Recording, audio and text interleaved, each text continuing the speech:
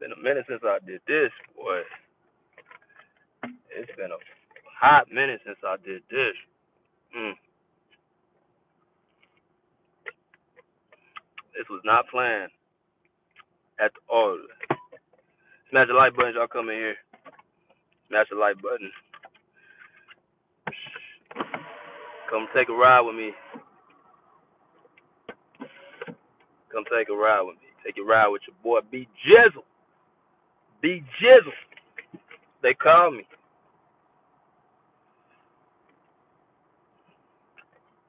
See, we gotta get these people in here, man. Y'all gotta smash the like.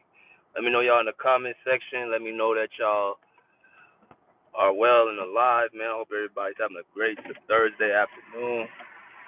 It's hot as hell out here in California, LA. Man, gonna get into this hot topic.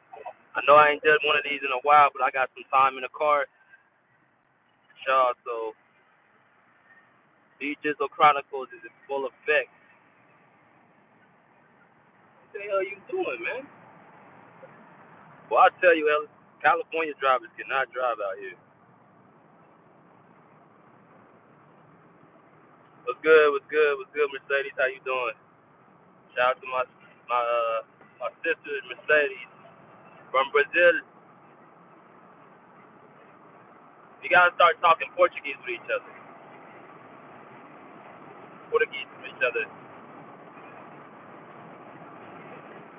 If y'all coming in here, make sure y'all smash that like button. Let me know what y'all in the comment section. I'm gonna kind of let y'all get in here first before I kind of go in. But it's going this kind of it didn't shock me, but it shocked me.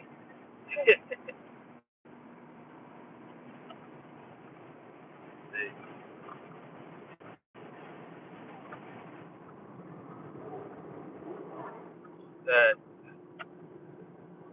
yeah, right, smash the like button. Don't be stingy. Smash that like button for your boy. Come take a ride. I got a little bit over half an hour. All right.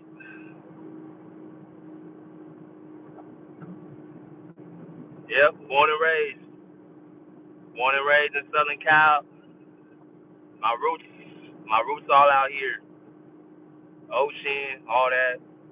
Weather 75, 90 degrees all year round. Just a great, great environment to be in. Yeah. But yeah, I'm from California.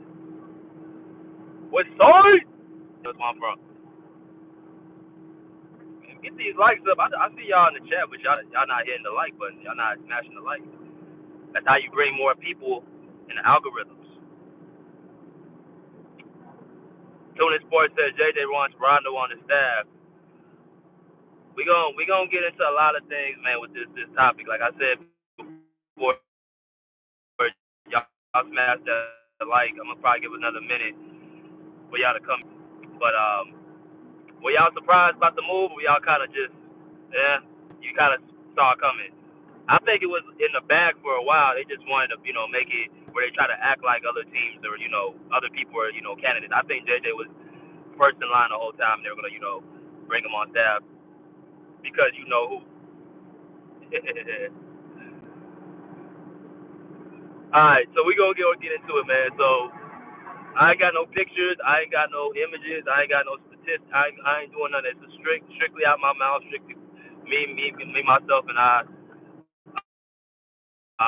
On the road driving, just giving y'all my thoughts on this situation. So JJ Reddick is now the Los Angeles Lakers coach. He was announced by Adrian Wojnarowski this morning that he is going to be taking on the role of the new head coach of the Los Angeles Lakers after the dismissal of Darvin Ham. So again, JJ Reddick is now the head coach of the Los Angeles Lakers, and me myself, I feel kind of I have mixed feelings about it. I'm gonna tell you why, but I was a little bit kind of like I wasn't shocked about it, but I was like, I didn't expect it to come at this point, But news that's what happens after the finals. That's when a lot of different news comes out. You guys saw Jeff Van Gundy is now the assistant coach of the Clippers, and now this with with JJ Reddick, and then something else is gonna come up. Of course, the free agency with PG is coming up, with Jimmy Butler and all this stuff. Like, it's gonna get crazy over the next couple of weeks. Shout out to Danny Berry Sports Highlights. He said maybe it works out. TuneIn Sports said, yeah, this was always the play. Yeah, it was the play. Y'all keep smashing that like button. But I want to hear what y'all thoughts about this move as well. I don't want to just get my sentiments. I wanted y'all to tell me what y'all think about the move, honestly, your honest opinion, and who do you guys feel like benefits from this move? Because I think it's more than just basketball when it comes to this. I think it was more so for off the court reasons, and I'm gonna tell you why in a minute. But this basically JJ Reddick coming in with, you guys know him as a former player. In the NBA, I think he played like 14 seasons. He played for the Clippers, for the Magic, the Sixers, and I can't think of the last team, but he played for about 3-4 different teams.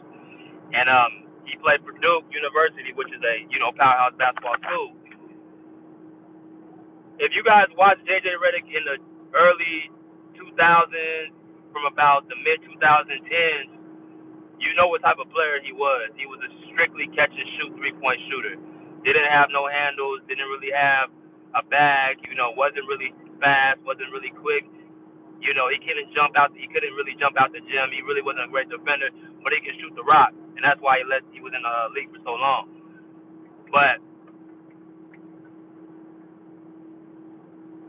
I heard Ticket this morning about what he thought about the move, and of course he said it was kind of just a joke, a soap opera for LeBron to basically get the coach that he wants and an opportunity for his son Bronny could play. And all this stuff is gonna start coming out as the months go by about what really happened. Darvin Ham getting replaced.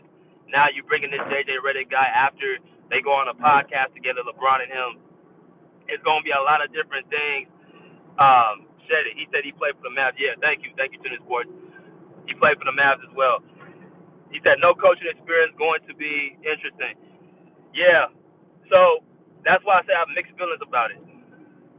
But as far as JJ as a person, as a player, that's what he was, a strictly sharp shooter. But he also, going to Duke University, that's one of the, if not one of the top 5 prestige schools of, NCAA history. So he comes from a tradition where they, know how to play basketball. As y'all come here, smash that like button. So I'm just gonna be honest with it. I don't love the move, but I don't hate it either. The reason why I don't love it is for the reason why TuneIn Sports just said it. The guy has no coaching experience, and it seems like, as we get into season after season, we see a lot of these coaches are getting in based off of relationships other than, what their resume is. You know what I'm saying? Like, the relationship between LeBron and JJ Redick is clearly why he got the job. You just were interviewing the coach from Reddick, I think Dan Hurley, who has a winning. Can y'all see me? Can y'all hear me? All right, then y'all can hear me. But these guys ain't getting coaches off their resume. They don't have no coaching experience. They don't have no real, game time experience as a coach. They know how to just basically play basketball, and they're getting their jobs based off of that. But on the other flip side, I am happy for that because my thing is, like I say to people all the time, people need to start actually listening to what players think and what they feel about the game. I think that's actually a crucial thing that we're missing in the NBA and basketball. We listen to everybody else but the players, right? Everybody wants to, hear the commentators and the analysts and the coaches even to a certain extent, but they don't want to listen to like what the players think. Like they don't want to listen to like how they see the game. They just look at what, you're not a coach and you're not an analyst. Like that's our job. But the players that are in the actual between the lines, don't really get the chance to really explain how they view the game. That's why I love the podcasts that these players have. The Paul George podcast, Patrick Beverly podcast, TJ McCullum podcast, JJ Reddick has a podcast, of course. All these guys that got podcasts, you get a chance to see, how they view the game. Knuckleheads and, what you say? All right, whatever. But all these players have an opportunity to actually show who they are as basketball players and basketball minds. Um, but I still think there is a certain level of expertise I think you should have before jumping into any type of field. That's not just even being a coach. That's just period. Whether you are even a regular job like a contractor or what I'm saying, a plumber or something of that nature. My bad. It could be whatever. It could be just simply just any type of regular profession. I feel like you should have some type of expertise if you're jumping in that field in that lion's den. But I just think again, it's really mixed feelings for me. I don't really know how much to feel about it. Other than we're gonna see what happens. It's gonna be interesting, but I did not expect JJ Reddick to be the coach of the Lakers back like right now at this point. And good for him. It's I hope he doesn't get scapegoated out like a lot of other coaches been getting scapegoated out. Tune in sports, you already know your coach. Bickerstaff, I feel he got scapegoated because of Donovan Mitchell. And I love Donovan Mitchell, like I love his game, but I think personally he got JB Bickerstaff let go. They talking about a guy who has been making the playoffs since he's been there, and he just gets off the team within 2 years after getting Donovan Mitchell acquired, right? So it's easy for a player to kind of get these coaches like out the way, and I know sometimes people be like, well, that's just basketball, that's just how the game is. BJ, it's a players league. Yeah, I get it, but I still think it's kind of become a little ridiculous how quickly players can get just coaches removed. And I think if they start going this direction with players just able to, somehow let coaches they like come in, because that's something LeBron I feel like he did with this JJ Redick hire. To me, there's no doubt in my mind that this was a hire off of LeBron. This wasn't no hire off of, what I'm saying, the Rob Pelinka or whatever. And by the way, Jeannie Buss, she's not really doing her any favors as well. She's running the Lakers like it's a mom and pop shop. She's not running it like a business. Um, she's allowing LeBron to make too many decisions. You couldn't get nobody else. You had to get JJ Redick, a guy who has no experience. I just think that wasn't a organization that made that move. This screams to me when LeBron and AD went to get Russell Westbrook. There's no order in the organization. There's a lot of chaos. There's a lot of what I think we should get. There's no real order in the Lakers organization. So this can go one or two ways. This can either go Steve Nash with the Brooklyn Nets, or this can go maybe Darvin Ham with his first season with the Lakers, where they have a magical run. Is it true 80 not fine bringing on J? I heard a report about that. I heard a report that the players weren't really feeling JJ Redick because they felt like he was uppity or stuck up. Look, I'm gonna say this about JJ Redick. The one thing about I'm going to say, he is a smart, intelligent guy. Like he does have some. You don't go to Duke just off of basketball. You got to have at least some type of brain power. So he is an intelligent guy, but I feel at the same token he don't have no experience in this field. He don't know what he's about to get into, right? He don't know what he's about to really step into. This is gonna be something that he ain't never really dealt with before. It's gonna be something that's gonna be a shock for him. And then you got to deal with all them personalities.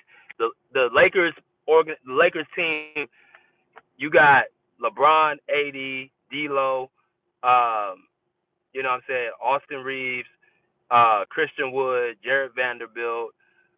Who else? I'm thinking of Jackson Hayes. You have a lot of guys who are not really quote unquote part of the good boy club. You know what I mean? You're not really part of that clique. You're gonna have to manage not just basketball but egos as well. Unless you're gonna lean on LeBron to do that. But as a coach, that's what you're gonna be stepping into if you JJ Redick. Are those players gonna be able to buy into what you're talking about? Are they gonna buy into your system? Are they gonna believe in you? I don't know. That's a tough one. I don't know. What y'all think? He said you trying to keep Donovan Mitchell. That was a business decision. Yeah, I mean it is, but you see how fast they fired him too. They fired JB Bickerstaff, and to be quite honest with you, Donovan Mitchell, you don't even know if he's gonna re-sign that huge market deal. I don't know what his contract is, but I'm pretty sure it's like a player option or something. But I think they're trying to throw the bag at Donovan Mitchell, which is what you understand is smart, but at the same token, I think he can weigh his options out, with Miami or New York. I think who said something? I think it was Udonis Haslam said the Cavs weren't even his first pick. It was that team down south, the Miami Heat. That's who I originally wanted him to go to was Miami. I didn't really want him going nowhere else because I felt like that was the perfect player for their culture. He said, "This is your first vertical." Yeah, this is my first vertical stream. Nah, I've done more in the past, but it's just been a minute. Like I'll live stream the games, stuff like that. But this is, I don't really do streams like this. I usually do them on StreamYard. Go, nigga. Damn. Sorry, y'all. I turned into a different person while I'm driving. But I don't know what y'all think, man. Y'all think y'all have? You think that you guys are gonna be able to grow off of? I'm talking to Toon. Y'all feel like y'all gonna be a test in the East next year, or y'all gonna have to split that back up with you and Darius Garland?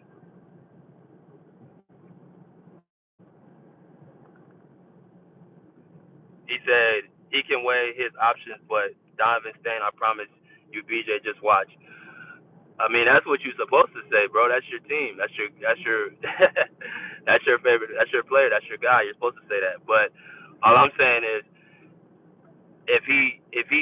well, okay, if he stays, you gotta look why would he stay? Does he feel like Cleveland's gonna be a team that's gonna compete in the East? Does he feel like y'all can beat the Bostons, the New Yorks, the Milwaukees and stuff like that? I think y'all can compete with them teams. Y'all match up pretty well, but can y'all actually defeat those teams? Is the question. Only time will tell. Hold on one second, y'all. All right. Sorry, I made a wrong turn. I gotta go back all the way around, man. Shit. Um, but back to JJ. He's a smart, intelligent dude, but it's gonna take more for you to run that team other than you being smart.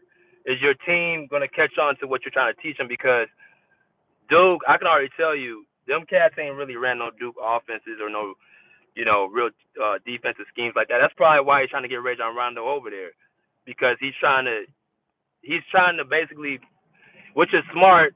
He's building a team that's trying to build personalities that's around, what they can adapt to.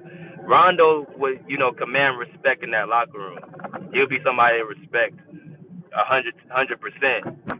I don't think JJ Reddick they gonna give him that respect off the bat. They probably looking at him like you was a role player, man. You average 12 points a game. Like what you gonna tell us? Now Rondo's a Hall of Famer. He has two championships. He's one of the smartest guys in the room, but he's with the shit. Like he's from that. He's from that. He about that. He know that. That's what he. It's a little different. Yeah, I mean, he said with a new coaching system being able to unlock Evan Mobley, I think. And so would y'all get rid of what's his face though? Jared Allen and keep Evan Mobley, or would you get rid of Evan Mobley, and keep Jared Allen? Cause I feel like y'all got pieces, good enough pieces to be competitive, especially off that bench. Y'all got Karis LeVert and Max Strus and Isaac Okoro. I felt like y'all fixed y'all problem, which was y'all wing, and y'all had some shooting. Y'all fixed y'all shooting problem. I felt like y'all actually fixed a lot of holes from the year previously. So I just think it comes down to Donovan, honestly, man. I feel like it comes down to him um, being the best, like being able to compete in the East.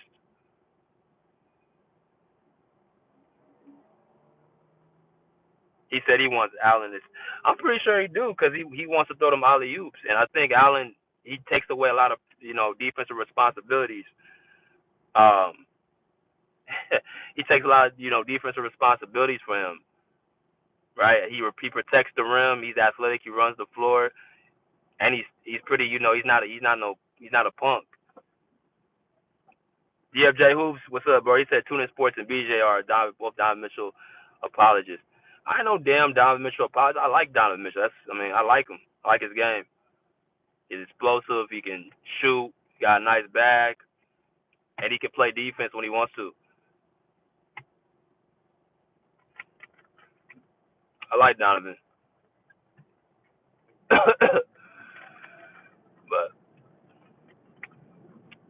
what y'all think about the Reddick hire? Do y'all feel like it was a good hire, or do y'all think it was a bad one?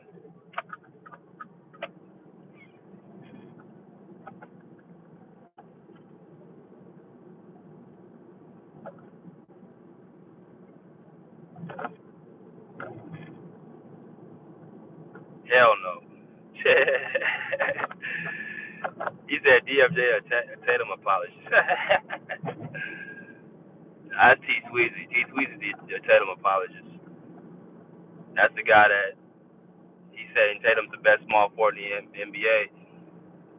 I mean, you got competition at that position. You got Kawhi, you got Jimmy Butler, you got KD.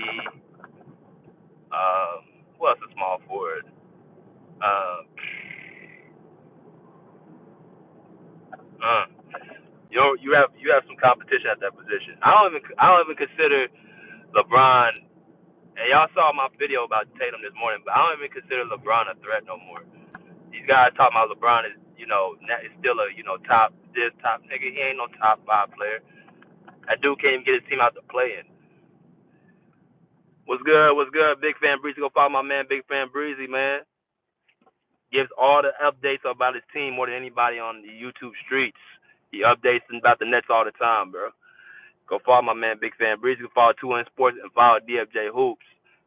All special content creators. All my guys. See.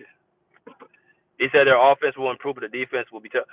See, I don't know, like who's the defensive mind on that team because Reddick's offense, Rondo's offense, a little bit of defense, and who else? They got rid of Phil Handy, who was offense. Who's gonna be the defense? And they don't have the personnel to run the offense. I think that JJ Reddick wants to run. Like their personnel is considered with a lot of defensive wings and ball dominant guys or scorers. D'Angelo, Austin Reeves are scorers who are their average scorers, and you got Jared Vanderbilt, Jackson Hayes, Christian Wood. I mean, Wood's an offensive shot maker, but they don't really have the personnel to run that, no Reddick, no Duke offense. It's gonna be interesting. I don't know. I don't know what's gonna happen, but it's gonna be hella interesting about what's gonna, be the outcome. Hopefully he finishes the season. Hopefully Laker fans don't try to use him as a scapegoat if it does not go it's supposed to go. He said, "I'll say this: JJ talks a good game when it comes to execute. I want to see it play out." And see, that's there you go. He'll talk his way into. I think JJ's one of them type of people that I can pinpoint. He's the guy that goes into an interview and will probably wow you, but I'm not so sure when he's in the lake of fire what he will actually do in that moment. I know he prepares hard. I know he trains hard. I know he preps hard. But when it when it's between those actual lines and battles, could he be able to perform? Could he handle those egos? He also, what I will say about him too, he's also a straightforward type of guy. Like he'll tell you if he has a problem with you. He ain't gonna bite his tongue. I will give him that. Maybe that might help him out in this situation, but you know, but he said what happened to Hachimura? Oh, I forgot about Hachimura. Yeah, Rui Hachimura is another one. He's another wing. Like they have again trying to be us. They're trying to get all these wings out of nowhere. try to compete against the Clippers. I know what y'all doing, Laker fan. I know what y'all trying to do. Y'all trying to beat us because we whooped y'all ass for like 3 years straight. So, but it's all good. It'll be a lot of movement, cutting, and screening with JJ Redick's offense. Movement, cutting. Okay, where's the shooting though? Where's the shooting? Who's gonna shoot the ball? Who's gonna shoot the ball? Shit, you can design all the offense and screening and cut all that shit look pretty. What's gonna happen? Who's gonna put the ball in the basket? Who's gonna put the ball in the basket? You said BG think PG and Harden stays. Harden staying for sure. PG. I saw something this morning saying that whatchamacallit, the Sixers are not no longer, they're not aggressively moving on PG right now. Okay, I think I sent Andre that. If I didn't see it, I'm gonna send it to Andre later. The Sixers are not aggressively pursuing PG Paul George. Like I said, I think that Sixers shit is just the leverage, man. I think that honestly, just from what my homeboy, told me about, what PG's mindset is. He's not trying to leave here. He's not trying to. He wants to be here. He wants to be comfortable with around his family. He don't want to leave LA. So that's Sixer shit's leverage. So I think they both stay, but we'll have to see because you got to think what the Clippers are gonna do. If PG walks, then that's gonna put us in the worst because we're not gonna get nothing for him. Now the only leverage the Clippers have is hoping that PG takes on this sign and trade. But even then, PG will still get what he wants because you have to trade him to a destination he wants to go to. So either way, whether PG signs the max deal, whether he signs the sign and trade, or it's in his court. He has the max deal on the table. It's not on the Clippers. It's not on the Clippers side. It's on PG's side. You gotta keep your championship window open, and if you let PG go, you're closing your championship expectation and window. He said it makes sense for him to stay, especially being yeah, it does.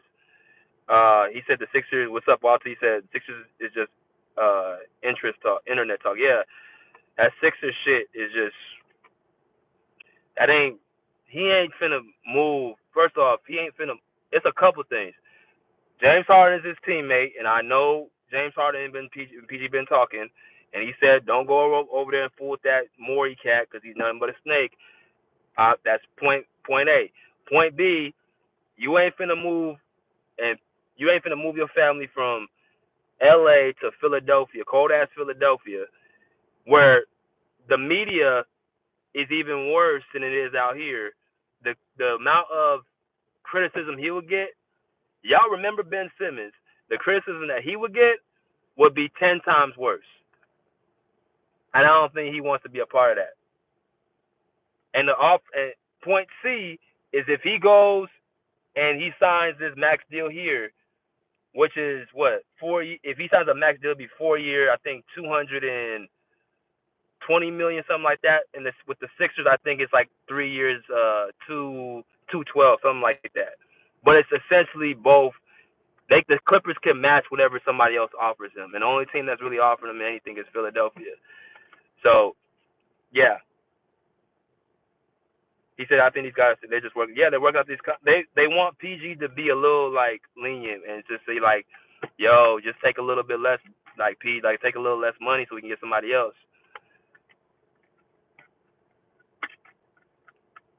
He said L. Frank's a liar too. But the thing about it is, Andre. This dude, Daryl Morey, has a history of lying to multiple, not just regular players, but stars. James Harden, Carmelo Anthony, Chris Paul, Patrick Beverly. And it looks like if Joel Embiid don't get what he wants, he's out.